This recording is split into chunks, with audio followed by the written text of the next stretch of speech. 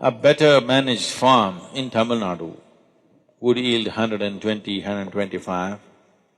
The same coconut tree in Kerala yields 45 nuts to 50 nuts. The same coconut tree in Karnataka and West Bengal yields 240 to 250 nuts. It's the farming which is different. Tamil farmers, they're trying to grow coconut trees in black cotton soil, thinking it's the most fertile soil. Black cotton soil is very fertile for paddy cultivation, cotton and other things, not good for coconut. Coconut needs to be grown where it is slightly, little bit of rubble in the soil. Here if you dig, it is like toothpaste, the soil. Now when you irrigate this land, it's very nice. Immediately coconut tree senses life and puts out its fresh roots. When it dries, the contraction is so big in the black cotton soil, you will see it all cracked up like this. So it will squeeze all the roots, all the tips of the roots will be crushed and it cannot grow. Every time it puts out, when it dries it gets hurt. Every time it puts out, when it dries it gets hurt. It needs little bit of rocky soil. You can try this. You put one little small piece of stone inside, 2 feet inside the earth, water it, after 15 days you open, everything else will be dry. Just beneath the rock, there will be little bit of dampness.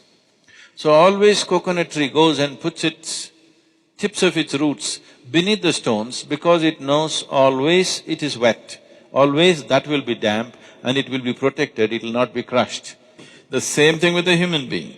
A human being will not flower to his full potential unless you create an appropriate atmosphere for him.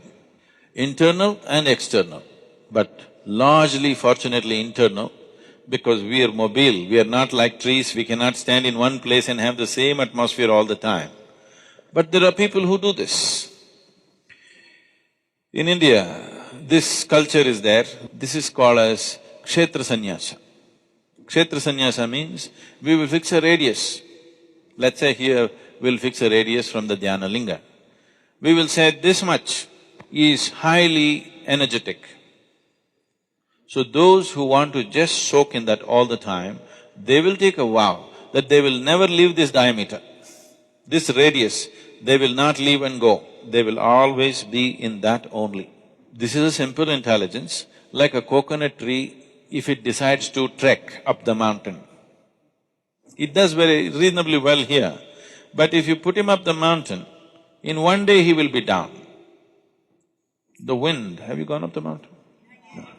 If you go to the seventh hill, almost any season, wind will be at least like 50 to 60 kilometers. In the windy season, it'll touch 120 to 140 kilometers per hour. If you stand like this, it'll just throw you out. It's that strong. So if this guy goes and stands there, he won't stand for an hour. So, he better stay here. But the trees are stationary, we are mobile. For us to maintain an external atmosphere which is always conducive is difficult. So some people take this step which is called a Kshetra Sannyasa, they will not move out of that space. They fix a radius and just within that. So, because you want to soak in that external atmosphere, but the internal atmosphere is the most important thing for a human being as to how he keeps his interiority. That he builds this is called a kavacha, that you build a cocoon around yourself, a protective cocoon. Wherever you go, you are in the same atmosphere as far as you are concerned. It's like you get into an airplane, it goes up 35,000 feet, definitely your body wouldn't last there. But now you're in a cocoon, a pressurized chamber. Because of that, you manage. The same thing with the submarine. You wouldn't manage that pressure in the sea, but because you're protected, you manage. So like this, you create a cocoon of energy around yourself. Wherever you go, you are not a part of it, you are in your own cubicle that you're walking with. You carry your own cubicle. You don't get into anybody's space. You carry your own little space wherever you go. Otherwise, you restrict yourself. But the important thing is that all the chakras are on means you can simply transmit anything that you wish. The problem is always of receptivity. in the past I've been saying this, I have initiated more people into meditativeness, those that I have never met and seen, than people that I sit with and conduct programs with. We've conducted programs at the most for a few million people, but we've initiated many more people. They're meditative, but many fools do not know they can meditate. When they sit, not for meditation, they don't even know that they must meditate. If they sit somewhere, their experience of everything is way better than others, but many of them still don't have the brain to understand that they are naturally becoming meditative without any effort. Some have, and they sit down, others don't sit down, but their experience of life is way better because they're meditative in nature, because they've been initiated directly. So we can transmit this to anybody. Receptivity is the problem. To generate receptivity, there is a lot of work to do. So, you can sit here and let's say you run a radio station, you can transmit in the air very easily. But if nobody has a radio, what is the use?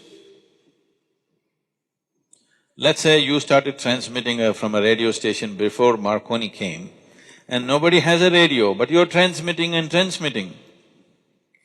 What does it matter? Nothing happens, isn't it? So, that is always there. There is some impact of the transmission on people, even if there is no receptivity, but it does not translate into other dimensions because there is no receptivity. It is easier to transmit to rocks than to human beings. I'm not trying to praise rocks and insult you, but it's easier to transmit to rocks because certain type of rocks have the necessary physical integrity, but they don't have a brain. They don't think themselves out of things. See, the problem with human being is largely he has thought himself out of many natural capabilities that he already had. Aren't people thinking themselves out of their joy? Haven't they? How they were when they were children, haven't they thinking themselves out of their joy and love and natural things that they had? So, human beings are thinking themselves out. Because of that, whatever you give them, they can think themselves out.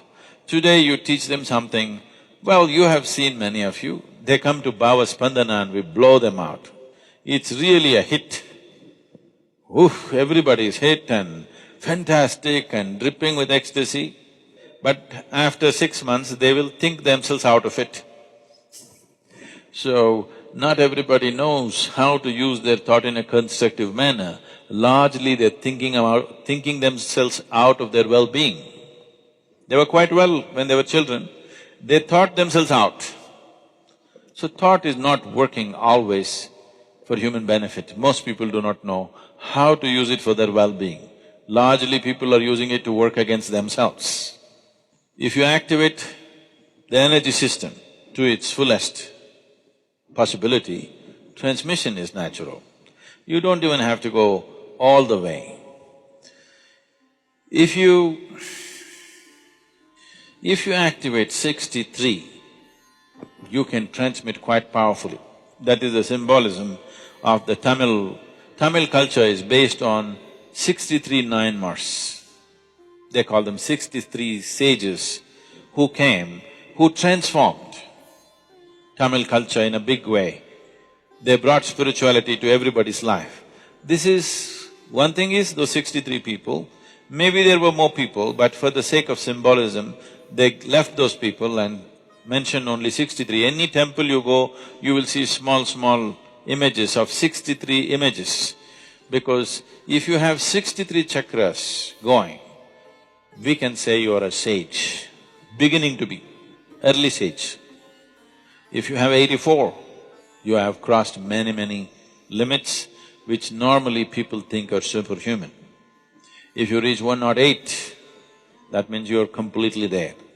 114 or fully on means you and him will be same, no difference. If you become receptive, I don't have to come here and explain things to you, somebody need not teach you how to bend, what to do, nothing. You will know everything about human mechanism, everything. From its origin